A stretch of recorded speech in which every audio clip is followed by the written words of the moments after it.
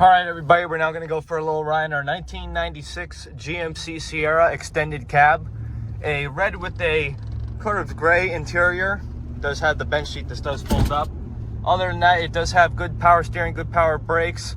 Has your stock Delco theft lock radio. What's really nice about this truck is it does have low mileage. It only has 105,000 miles. Long enough to use for whatever you want to use it for, whether it be driving, transporting, or, you know, pretty much whatever you'd like to do with it. Has the cup holders on the dash. Dash is not cracked. Let's demonstrate the brakes for you now. As you can see, all of our gauges working there, and they're all the stock ones, no aftermarkets. Has power windows. Like I said, it is an extended cab. It has a longer bed with the bed liner on top of it. The bed is in fact painted the same color as the truck. It does have a low profile with 17 or 18-inch torque rims, but that doesn't stop the vehicle or make it any dangerous. It just gives it a better look and a better sell point. And yeah, it's a very nice truck we got here at Skyway Classics.